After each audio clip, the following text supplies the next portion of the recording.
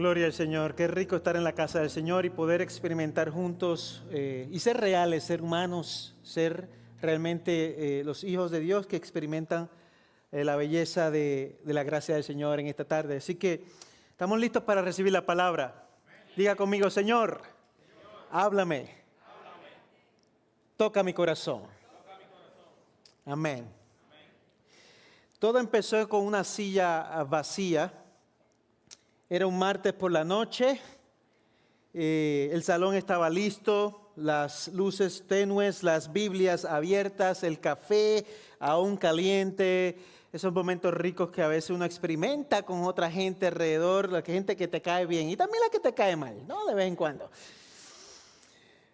Yo había llegado temprano como trato siempre llegar, preparé el espacio, oré por cada persona, por cada corazón. Porque discipular no es solo enseñar, es abrir el pecho. Es decir, entra, este espacio también es tuyo, ¿ven? Porque queremos hablar al corazón.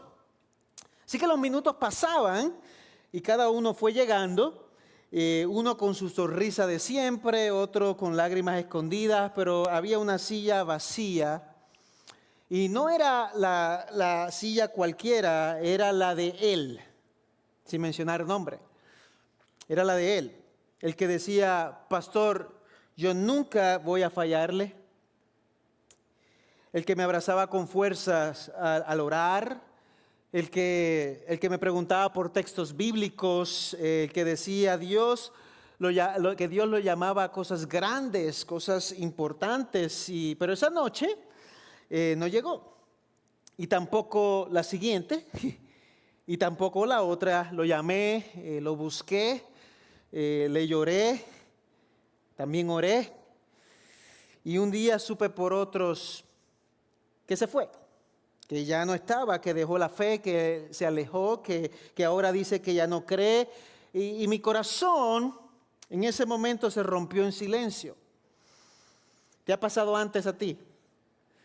¿Has invertido en alguien que parece tener fuego? Que de momento tú ves todo el potencial y terminas con un corazón herido, después que haberte dado tanto y por esa persona. Quizás amado tanto que parecía que el discípulo nunca se iría y cuando se fue sentiste que te arrancaba algo del alma. Probablemente, yo creo que yo no sería uno de los únicos que experimentaría algo así, porque a mí me duelen las partidas, déjeme decirle. No sé por qué Dios me hizo así. A mí me duelen las separaciones, a mí me duele cuando se rompe una relación, a mí me duele todo eso, aunque a veces uno trata de disimularlo, poner una cara, eso duele. Discipular es hermoso, pero también a veces devastador. Y aquellos que nos visitan por primera vez, o segunda vez, o tercera vez, créeme que espero que la palabra que Dios tiene hoy también sea para cada uno de ustedes, porque creo que Dios quiere decirles algo importante. Es ver a alguien crecer y también ver cómo se apaga. Es celebrar victorias y también llorar traiciones. Es sembrar vida, pero también cosechar dolor en el proceso. Y sin embargo seguimos. ¿Por qué seguimos? ¿Por qué no nos rendimos? Porque decimos, ya no, vamos a tirar la toalla, ya esto se acabó, lo hemos intentado una y otra vez. ¿Por qué seguimos diciendo sí a invertir en otros, aunque algunos nos decepcionen?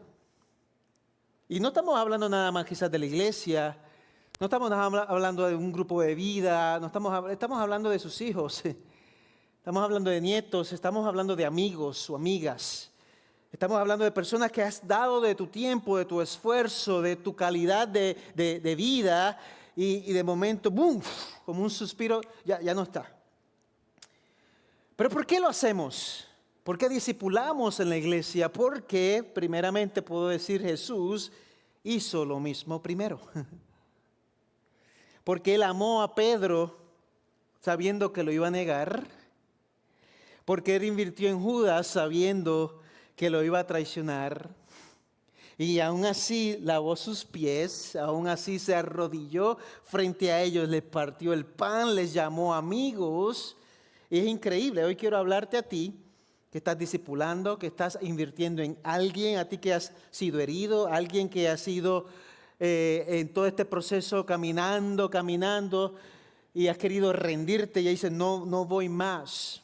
Porque este mensaje es para recordar que aunque algunos nos fallen, nosotros no dejamos de ser fieles. ¿Está conmigo? Porque discipular e invertir en otros puede ser tanto gratificante como decepcionante. Porque Jesús sigue llamando, sigue sanando y Él sigue transformando. Ese es el Dios que nosotros le servimos. Y hoy quiero hablarte, y es un título un poco largo, pero ni modo, hay que hacerlo. Lo explica solo. Fieles a discipular a otros en medio de la decepción. Fieles a discipular a tus hijos y no rendirte con tus hijos, no importando la edad de ellos, aun cuando sientas que te estás esforzando y no ves los resultados que tú quieres ver, que tú quisieras tener. Y nos preguntamos, ¿por qué seguimos diciendo sí al discipulado? Eso es algo que yo me pregunto y por eso vamos a 2 de Timoteo y vamos a trabajar con 2 versículos. En 2 de Timoteo capítulo 2, versículo 1 y 2, y después nos vamos a Samuel. Le voy a dar varios versículos, usted apunte si quiere. Usted simplemente puede observar y relajarse y disfrutar lo que el Espíritu Santo tiene preparado para usted. Pero te pregunto de nuevo, ¿por qué seguimos diciendo sí al discipulado? ¿Por qué después de tantas cosas? Y te lo digo yo, que no es que yo pueda decir, ay, qué bruto, qué experto en el discipulado. Pero sí pudiera decir que en 20 años que he hecho ministerio un poco más, he visto gente levantarse y todavía estar levantada, y he visto gente levantarse y caer a lo peor que uno pudiera caer, a lo más doloroso, o simplemente desaparecer. Y eso duele, eso cuesta. Pero Jesús es nuestro gran ejemplo en todo esto.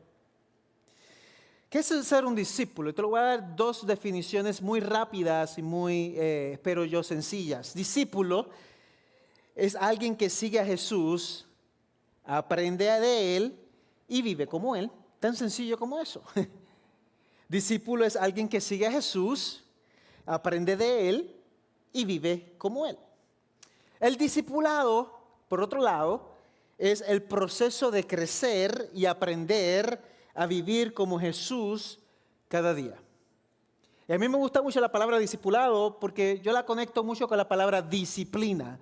Aunque no nos guste, discipulado y disciplina me parece que tienen muchas cosas en común, si no se fuera casi lo mismo.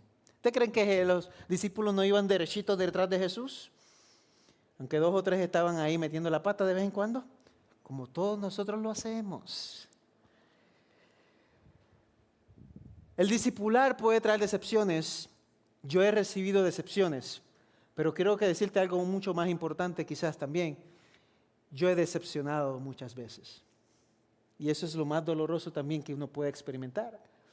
El decepcionar a un pastor, a un líder o a alguien que está en tu familia por no hacer lo que te convenía hacer porque a la larga era lo mejor para ti y para mí.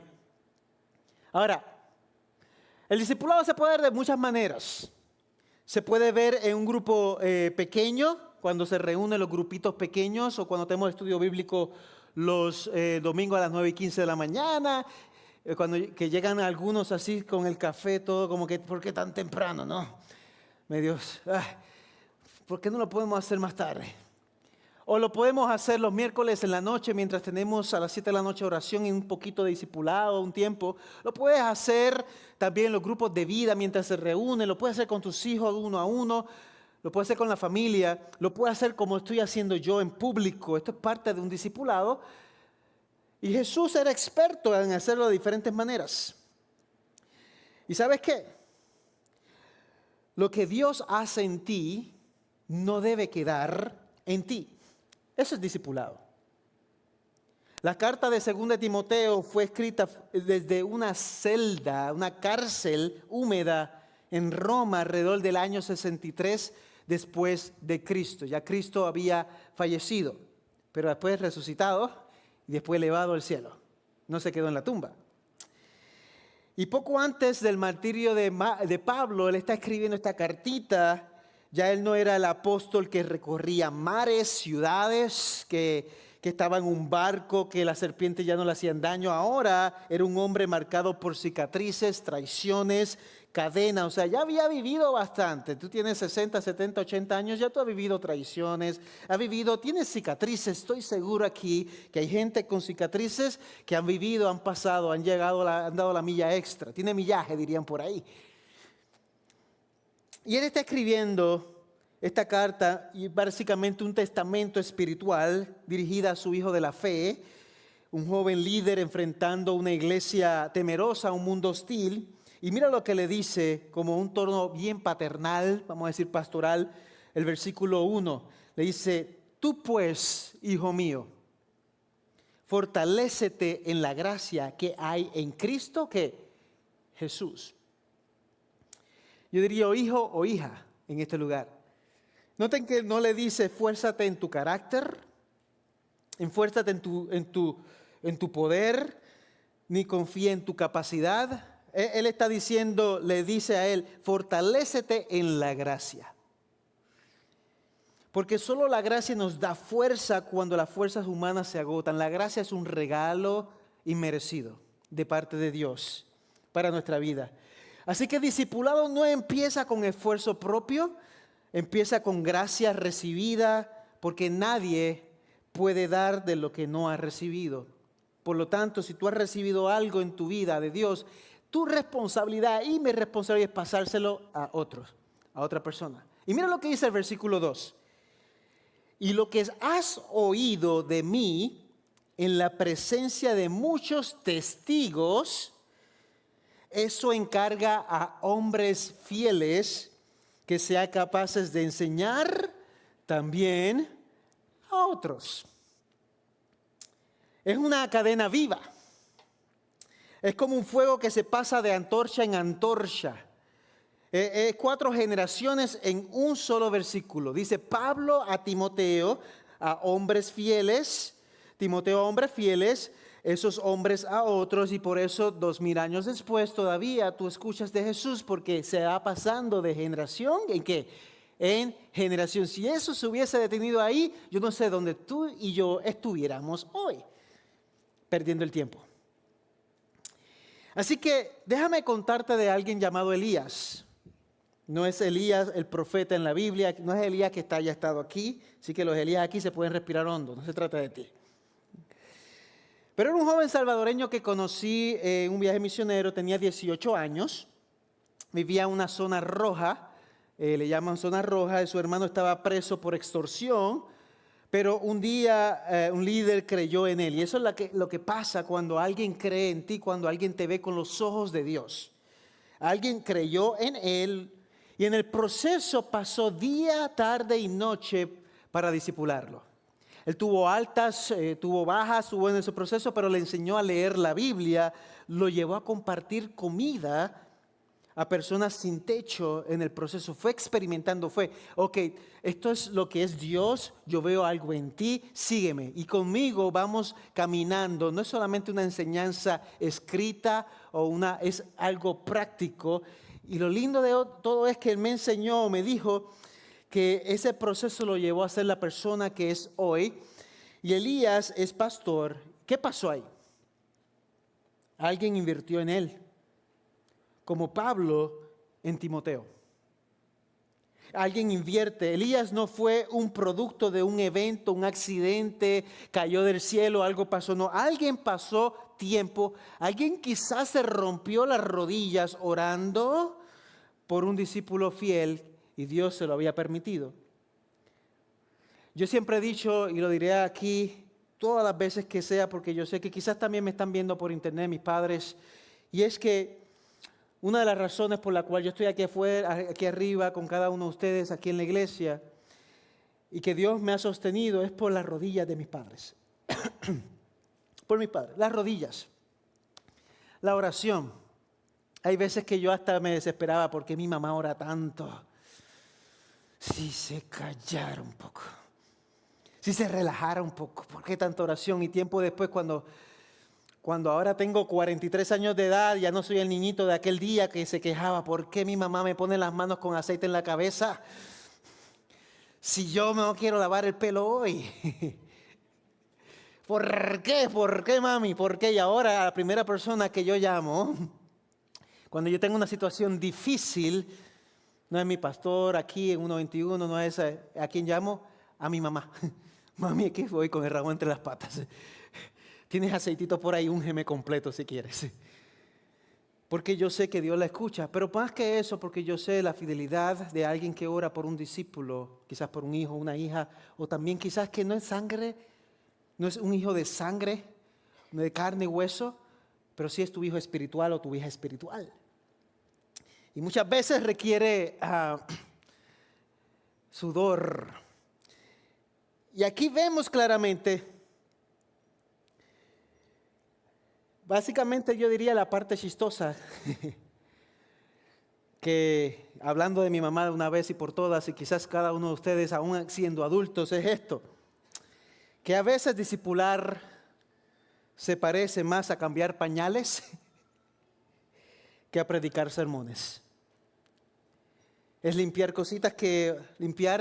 áreas de nuestra vida que no nos gusta, y a nadie le gusta cambiar pañales así yo quiero dedicarme a cambiar pañales el resto de mi vida.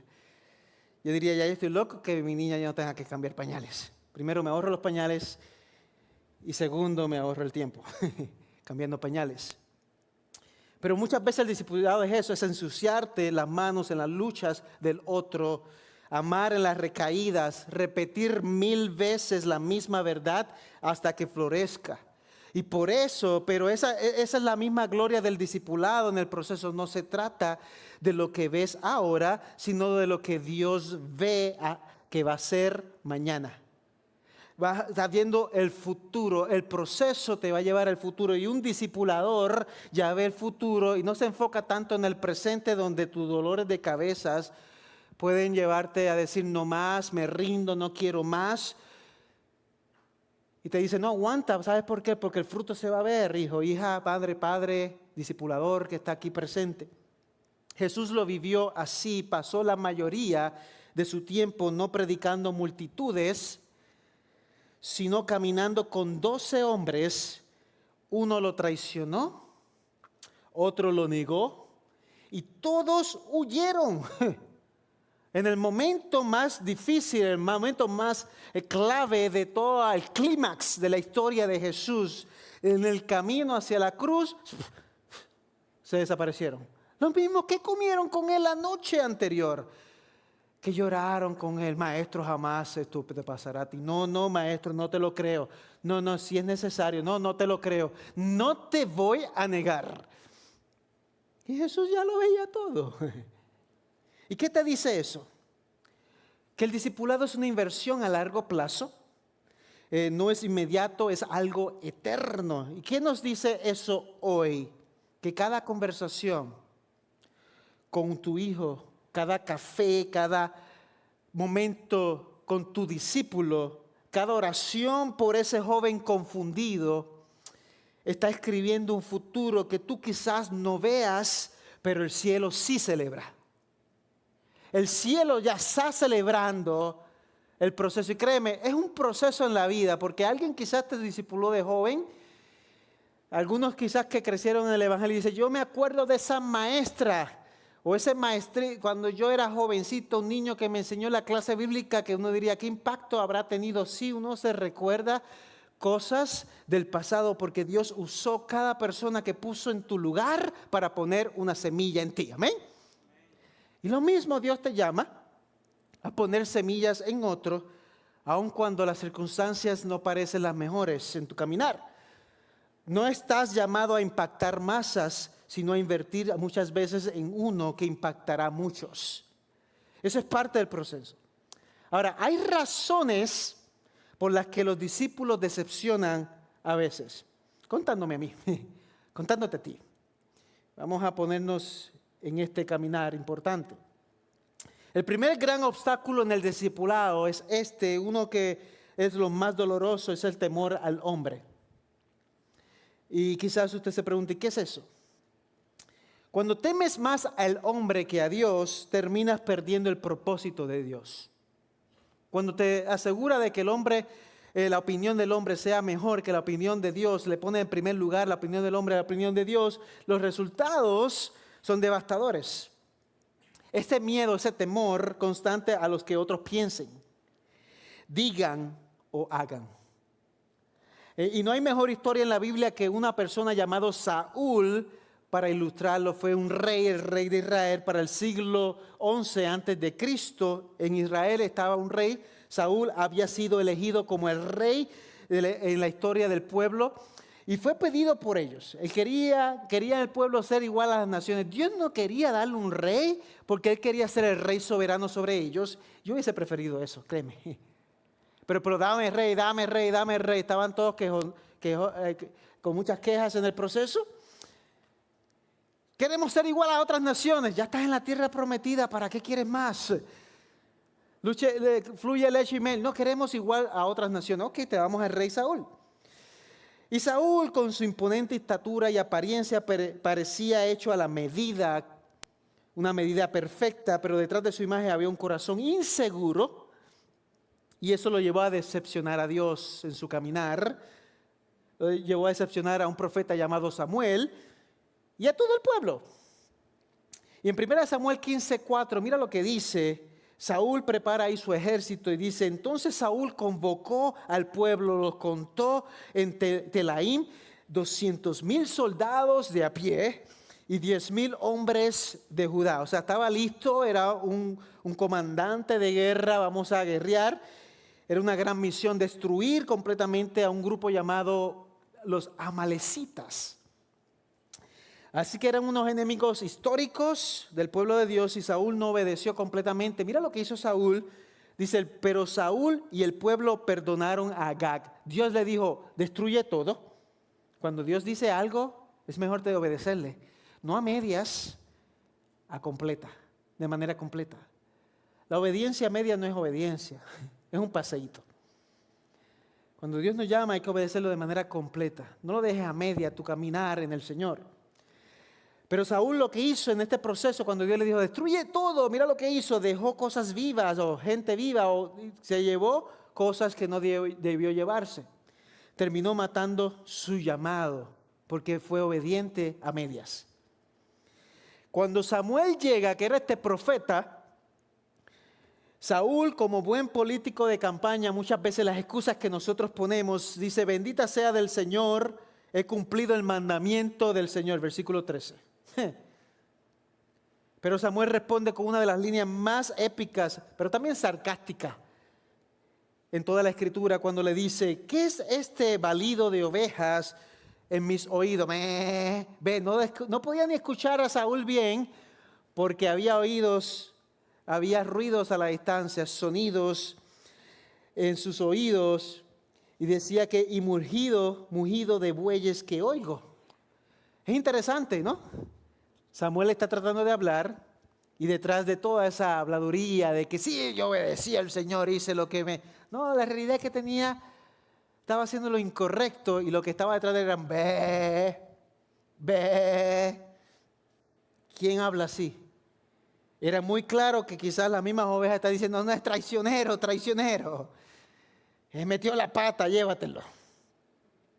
Saúl mintió, él justificó, disfrazó su desobediencia en espiritualidad y el pueblo tomó del botín, dice, para ofrecer sacrificio al Señor, tu Dios, le dice Saúl a Samuel.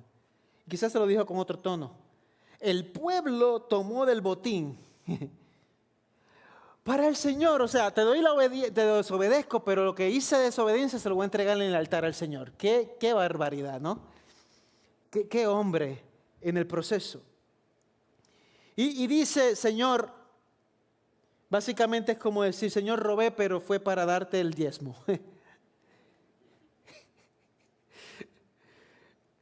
¿Te imaginas eso? Voy a un banco, me saco 1,000,000. Señor, voy a la iglesia para darte 100,000 y así estoy perdonado. Saúl tenía un cargo grande, pero una autoestima pequeña. Y lo vemos en la historia de él. Y esa mezcla era explosiva. cuando alguien tiene poder sin seguridad en Dios, vive buscando aprobación humana.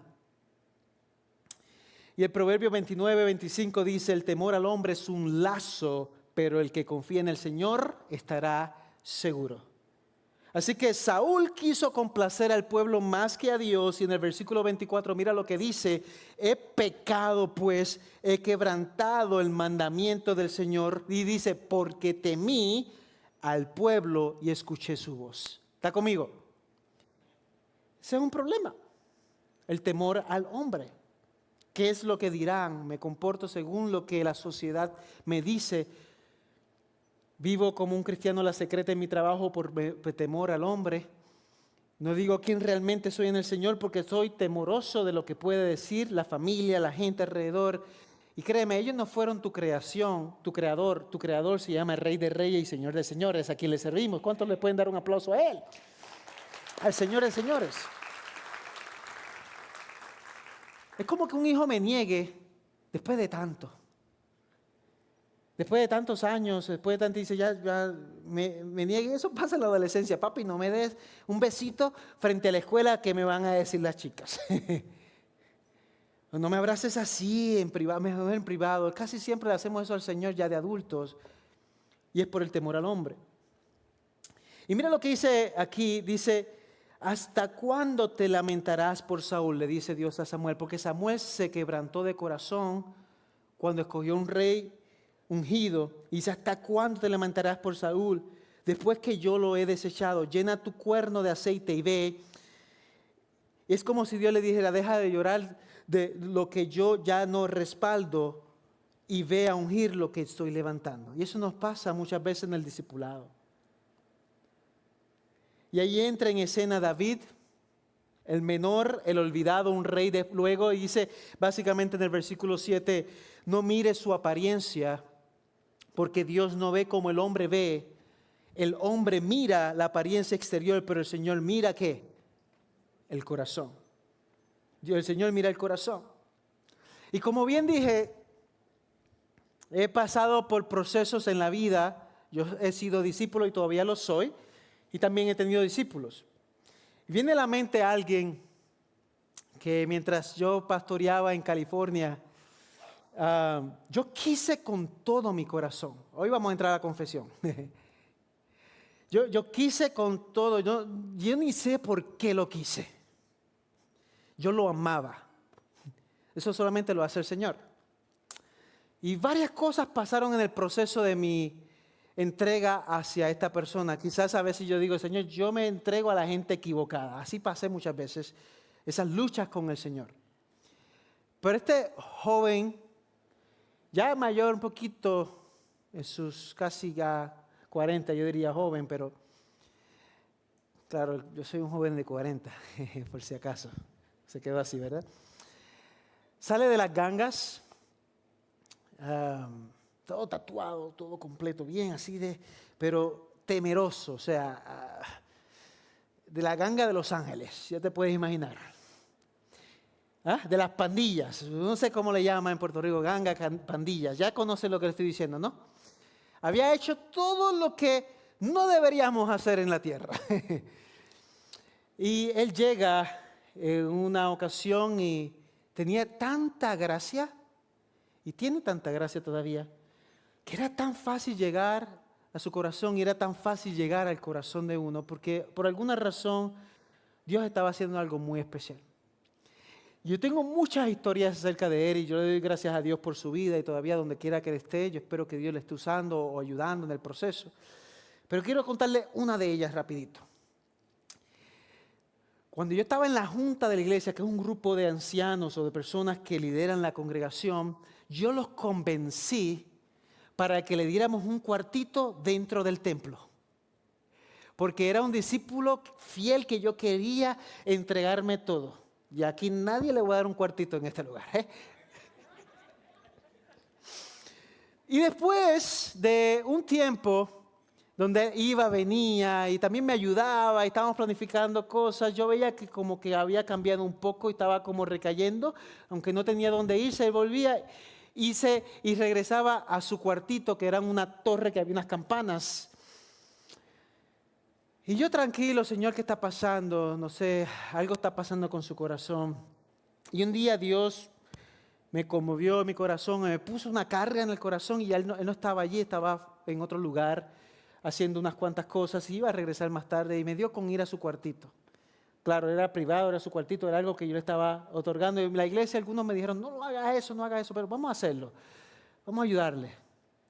Y cuando yo llego al cuartito y yo entro al cuartito y yo, aquí está donde él duerme, huele raro.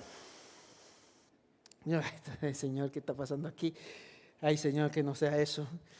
Y cuando yo levanto donde él dormía, si habían 200 botellas de licor, era muy poco. ¿Usted cree cómo se me puso mi corazón ahí? Yo era el pastor de la comunidad en ese lugar. Y el coraje fue tanto que yo tiré eso por acá. Yo hice un desastre para que asegurarme que cuando él regresara se diera cuenta de que yo vi todo el desorden bajo ese lugar. Al lado del altar, al lado de la iglesia, que yo me sentí en ese momento traicionado. Porque eso pasa, ¿no? Pero a ese nivel me sentí pisoteado y yo ni sabía cómo llegarle al grupo de ancianos, de personas con quien yo le estaba convenciendo de que Dios ya estaba haciendo algo. Y Dios lo estaba haciendo. Pero eran esos procesos de altas y bajas, esos procesos de Pedro con Jesús, esos procesos quizás de Judas, esos procesos donde realmente el discipulado muchas veces tiene un costo muy alto y te va a hacer llorar, te va a hacer sufrir y en momentos claves también te va a hacer celebrar. Y eso fue lo que en ese proceso rompió muy fuerte mi corazón. ¿Crees que me rendí? No. Seguimos adelante. Hubo una descarga, un momento dado, hubo un arrepentimiento en el proceso, pero Dios obró. Le conseguí un trabajo. Vas a trabajar aquí en el supermercado. Yo fui la persona que le puso el resumen a su día y le di la persona que le puso, si tienes que llamar al gerente a alguien, llámame a mí porque yo soy la persona en el que va a darte la buena referencia. Oye, ¿puede creer que 3 meses después en el supermercado, después de un proceso de discipulado, era el cruzar la calle? Con buena intención, déjeme decirle, este gran discípulo de Dios, con buena intención por la conexión de su pasado, se acerca a alguien y empieza a robar en el supermercado.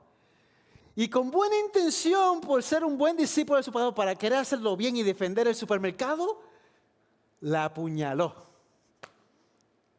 a la persona. La persona vivió, pero no pudo regresar a ¿dónde? A ese trabajo. Y yo dije, Señor, hasta aquí. Aquí no pongo más referencia a ningún discípulo. Pero después supe que lo estaban buscando. ¿Y qué hice, Señor? Ahí llamé a mi familia. ¿Lo pueden tener por un mes? Lejos de aquí, para que no me lo maten. No tomes ideas. No creo que lo vuelva a hacer, menos de esa manera. Pero lo que te quiero decir, sí, quizás lo pueda hacer. Porque ese es el corazón de un discipulador genuino. No perfecto, pero de alguien que debe amar como Jesús. Porque Jesús nos ha dado tantas oportunidades a ti y a mí. Esto parece quizás momentos donde dice, no, esto llegó hasta lo más lejos. Pero la realidad es que Dios nos ha dado tantas oportunidades. Aquí no hay pecados mayores ni pecados menores. Aquí todos estamos delante del Señor, ante la gracia del Señor, ante la cruz, diciendo, Señor, estoy aquí. Gracias por tu gracia, porque me merecía otra cosa. Y gracias a tu gracia, gracias a poner personas en mi camino, yo puedo tener libertad en Jesús. Porque la verdad de Dios te hace libre y me hace libre. Temor de Dios y no al hombre. Número 2, avaricia es una de las cosas. Lo que codicias, si no lo entregas, te puede destruir. Y eso es la historia de Judas Iscariote, que no es solo trágica, es aterradora. Un hombre que caminó con Jesús, que vio milagros, que escuchó enseñanzas, que partía el pan, pero cuyo corazón nunca se soltó a las cadenas del dinero. Y lo vemos en Marcos 26, 14 al 15. Mira lo que dice, que estás dispuesto a darme para que yo les entregue a Jesús, le estaba diciendo Judas a los líderes religiosos. Y los líderes religiosos le dijeron 30 monedas de plata. 30 monedas de plata era 432 gramos de plata, que significa en aquel tiempo pagar por un esclavo común. O sea, Judas vendió a Jesús, vendió al Hijo de Dios por el precio de un esclavo. ¿Está conmigo? ¿Y cómo llegó hasta ahí? Con cada paso, con cada vez que robó de la bolsa del ministerio, con cada vez que deseó más las cosas que a Cristo. Que una avaricia no nace gigante, empieza con un deseo pequeño que se alimenta todos los días. Yo quiero ser como Él, yo quiero entregar al Hijo de Dios.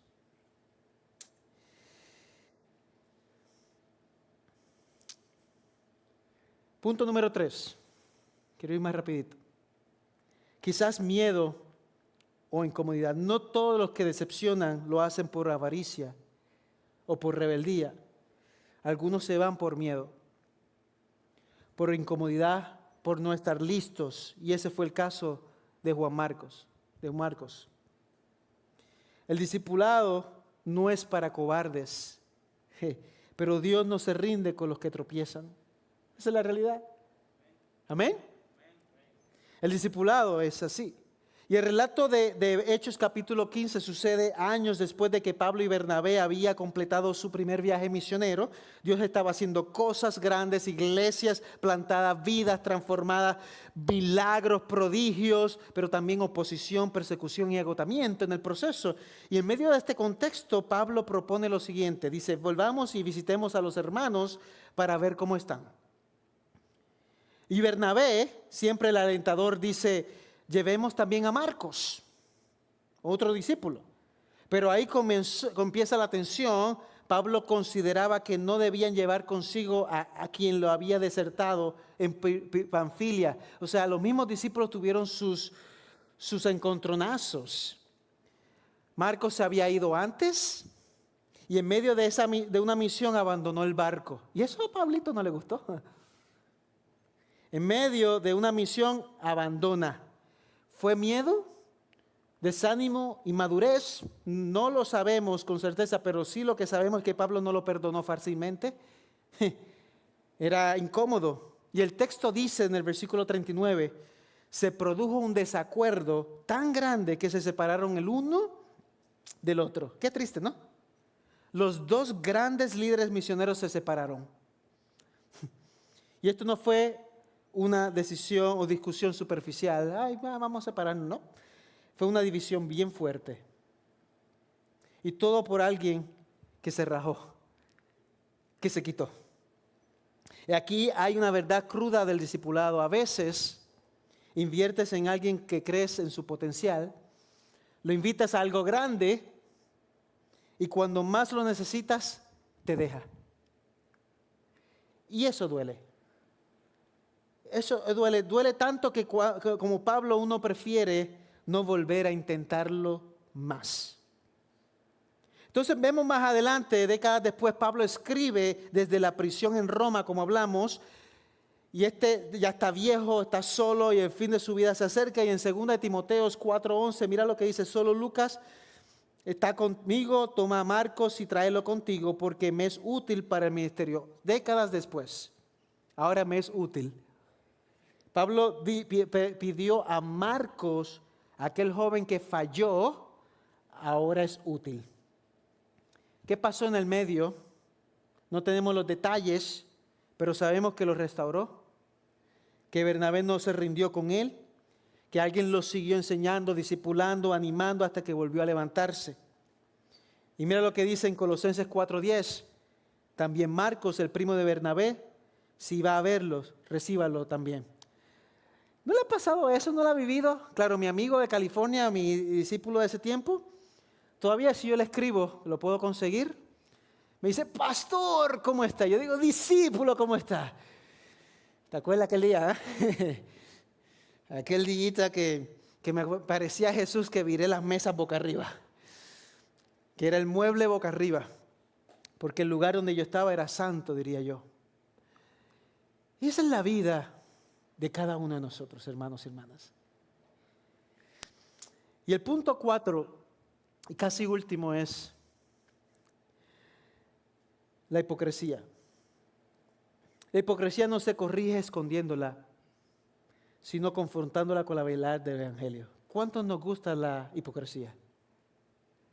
¿Cuántos dicen, yo tengo un buen amigo, un amigo que es mi amigo pana fuerte, diríamos, que es hipócrita, me cae súper bien? Ya las caras así, algunos riendo, algunos se acuerdan de ese, ¿no? El apóstol Pablo aparece nuevamente, el mismo que negó a Jesús, Pedro diría yo, que negó a Jesús, pero también el que fue restaurado predicó el poder en Pentecostés, vio milagros, pero ahora en Gálatas, una carta después, ¿se acuerda el Pedro que mencionamos muchas veces? Dice aquí en esta carta que Pablo tuvo que enfrentarlo cara a cara nuevamente. Yo diría varias décadas después. Dice, pero cuando Pedro vino a Antioquía, me opuse a él cara a cara, porque él era digno de ser censurado. ¿Qué hizo Pedro?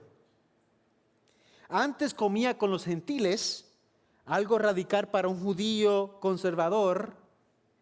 Pedro sabía que en Cristo no hay distinción, pero cuando vinieron algunos de parte de Jacobo, empezó a retraerse y a cambiar su forma. Y Pedro cambió su comportamiento dependiendo de quién lo miraba. Aquí me portaba de esta manera y aquí me portaba de esta manera. Aquí yo decía esto, aquí era doble cara. Y ya era un apóstol.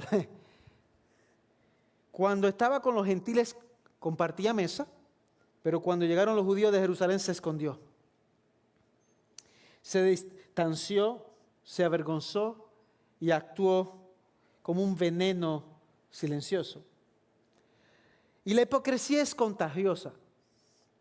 Un líder que no es coherente puede arrastrar a otros. Y hasta los mejores caen. El que esté libre de pecado tire la primera piedra. Y también hay otro versículo que dice, ¿y cómo lo dice? Se me fue la palabra. Que aquel que dice que no cae, cuidado que puede caer. Arnaldo habla hoy, dice hoy. Mi versión. Cuando vi que no andaban con rectitud en cuanto a la verdad del Evangelio, le dije a Pedro delante de todos, ¿por qué obligas a los gentiles a vivir como judíos si tú mismo no lo haces? Aquí no se trataba de culturas o costumbres, era el Evangelio que estaba en juego y se comportaba de una manera aquí, una manera en otro lado. Era básicamente apariencia. Y esto ocurre hoy día si no tenemos cuidado como líderes, como discipuladores o como discípulos, que en la iglesia podemos mostrar una cara y otra cara en nuestra casa. Doble cara. Y cuando un discípulo habla de gracia, pero juzga sin misericordia. Cuando se predica libertad, pero se impone religiosidad. Mis mejores momentos en contra de la hipocresía es cuando puedo tener un argumento con mi esposa y me dice, así tú no hablarías a otra persona. ¿Está conmigo? Cuando en la casa uno es una cosa, en la iglesia puede ser otra. Y esos son los momentos donde uno se debe humillar delante de Dios y uno decir, Señor, yo quiero ser igual en todos lados, porque yo te sirvo al mismo Dios aquí y al mismo Dios allá. Por eso yo siempre he dicho que, mire, los pastores no se miran por estar en un altar o por estar sobre un micrófono, por hablar a multitudes. Su medida de Cristo debe ser reflejada en su familia, de cómo trata a su esposa, a sus hijos. Y es algo constante en el que el Señor debe trabajar con mi corazón y con tu corazón. Porque si no se llamaría hipocresía delante del Señor. Y es interesante en este caminar y la realidad es que También algunos dirían discípulos, no por hipocresía nada más, pero también porque aman el mundo. Y en 1 de Juan 2:15 dice, no amen al mundo ni las cosas que están en el mundo. Si alguien ama al mundo, el amor del Padre no está en él. Y concluyendo este tiempo, quiero hablarte directamente a tu corazón. ¿Por qué seguimos diciendo sí al discipulado? Sin discipulado no hay futuro. Porque Dios no se rinde. Y porque Dios no se rinde, nosotros tampoco. Aunque te acuchillen la espalda. Mire cuántas personas han pasado. Y yo veo mucha gente que ha pasado conmigo en la vida cristiana y le sirven al Señor con todo. Y he visto varios también que han caído de una manera profunda por diferentes razones. Pero en ese proceso no hay que decirle no a lo que Dios te ha llamado a hacer. Yo no quería pastorear nuevamente. Yo no quería estar aquí en 1:21. Yo no quería predicar más la palabra de Dios. Cuando yo llegué a Texas en el 2017, y quiero hablarte al corazón para si acaso le está ayudando tu llamado. Yo tuve un año con coraje, con resentimiento. Yo decidí cambiarme a ser capellán de hospital para jamás volver a pastorear una iglesia. Y la razón principal detrás de todo eso era esto: que a mí me duele la gente, que a mí me molesta que un discípulo se desaparezca,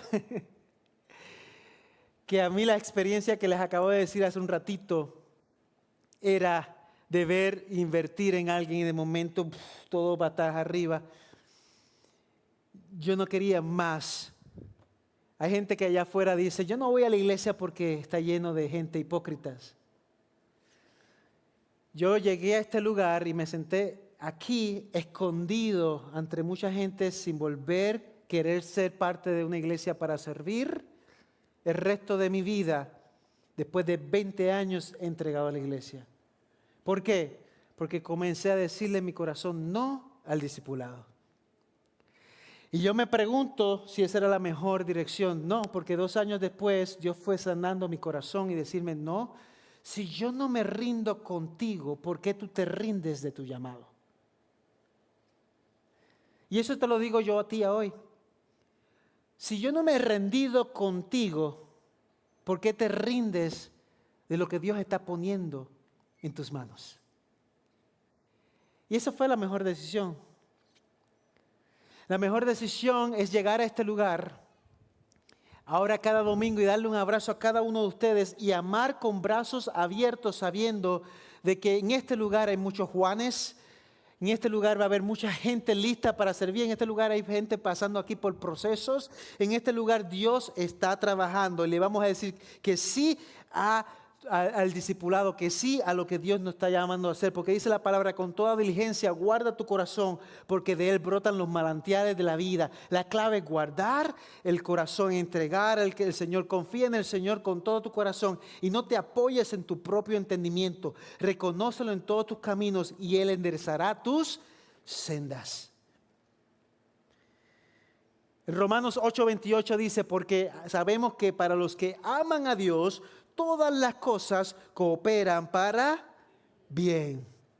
Filipenses 1:6 dice, el que comenzó en ustedes la buena obra, la perfeccionará. O sea, Dios te está hablando, Él no ha terminado contigo, ni con tus discípulos, ni con esa persona que hoy parece perdida. No te rindas por aquellos que necesitan venir a los pies de Cristo. No te rindas por aquellos que le están dando lechecita. No te rindas por aquellos que le estás cambiando los pañales. No te rindas por aquellos que necesitan que des una milla extra. No te rindas. Aunque sientas que te desilusiona, no te rindas. Aunque sientas que te traiciona, no te rindas, porque Dios no se ha rendido contigo. No se ha rendido conmigo. Y si tú hoy estás o necesitas empezar de nuevo, si hay pecado, si hay culpa, si hubo abandono, escucha Primera de Juan 1:9 como un susurro de gracia que dice: si confesamos nuestros pecados, Él es fiel y justo para perdonarnos y limpiarnos. Si confesamos, si entregamos. Hoy yo tenía un plan diferente. Empezamos con un tiempo de oración precisamente porque el fin de semana fue diferente. Yo estaba huyéndole al llamado de Dios en mi vida. El pastor Ramón, que está aquí, y no le pedí permiso, pero ya hemos hablado de esto. Cuando llegó a este lugar, llegó como yo llegué. Dolido, herido y quizás diciendo: ya yo no pastoreo nunca más. Por eso yo creo que este es un lugar en el que yo espero que, aunque tengamos altas y bajas y luchas, el Espíritu Santo de Dios sane corazones, te invite a su llamado, que no es fácil, pero merece la entrega tuya y la mía. Y lo hacemos porque Él es digno. Lo hacemos porque Él se merece nuestra vida, porque Él es el creador. Si un creador de una silla que le puso sus formas, la creó para ser una silla, no es para ser una escalera. Aunque algunos de nosotros aprendemos la lección de pararnos sobre una silla para agarrar algo, y a la larga que terminamos cayéndonos y en el hospital y con un yeso. La silla fue diseñada para ser silla, no escalera. La silla fue diseñada para ser lo que todos nosotros debemos hacer: sentarnos en este lugar para recibir, o en un restaurante para comer, o un lugar. Fue diseñado para eso. Igual manera, el creador del universo te creó con propósitos eternos y con un llamado claro para ti y para mí. Nosotros nos empeñamos en convertirnos en lo que no debemos ser. Nos empeñamos en ser lo que no somos llamados a ser. Nos desviamos a la derecha o a la izquierda en vez de caminar en el propósito directo de Él. Por eso nos caemos. Tratamos de alcanzar lo inalcanzable por nuestras propias fuerzas y nos caemos. Pero qué rico y lindo que nuestro Dios sigue siendo fiel y sus misericordias se renuevan cada mañana. Y por eso hoy tú y yo estamos aquí. Dile sí al discipulado. No te rindas. Abraza tu propio discipulado, tu proceso, y abraza y continúa haciendo lo que para otros es importante para la próxima generación. Yo te invito a ponerte sobre tus pies.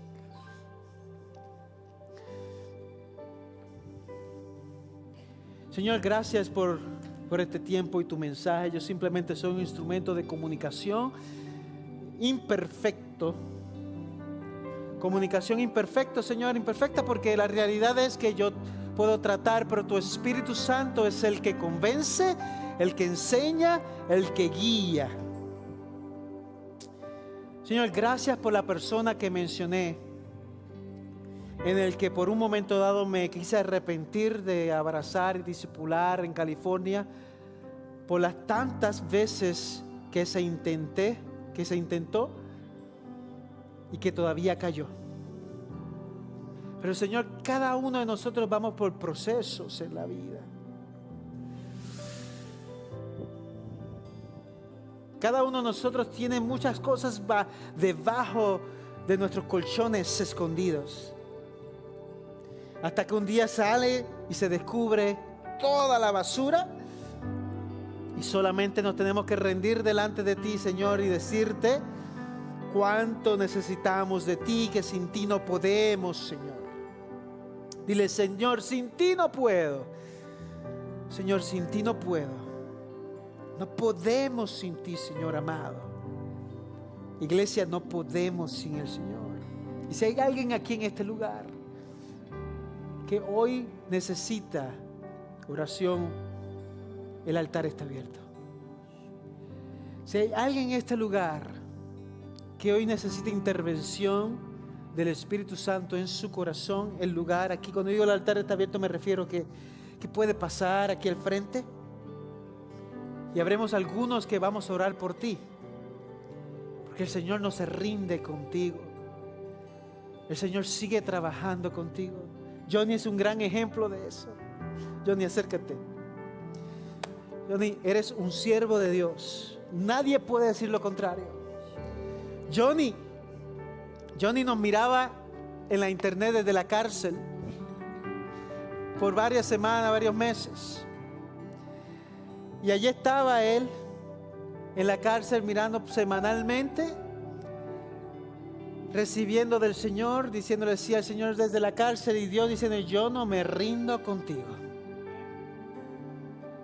Conocí a la mamá de Johnny hace un mes o dos. Y dice: ay, mi muchachito, el que me dio tanto dolor de cabeza. Y si una madre no se rinde con su hijo, ¿cuánto más nuestro Padre Celestial? ¿Cuánto más nuestro Padre Celestial? Dale un aplauso al Señor. No nos rinde, no nos rendimos. ¿Alguien más dice sí al Señor en esta tarde? ¿Alguien más hoy dice sí, Señor, al discípulo? Sí, Señor, a su llamado. Sí, Señor, a que acepta al Señor con su corazón. ¿Alguien más dice sí? El altar está abierto. Allá desde donde sea que nos vean, a veces nos ven de Honduras, Puerto Rico, de otros estados, allá donde sea que tú estés, el Señor no se rinde contigo. Aunque nosotros decepcionamos o aunque nos decepcionan a nosotros, Dios es fiel y permanece fiel. Cerremos nuestros ojos aquí al frente y el resto vamos a adorar al Señor juntos. Entremos en adoración.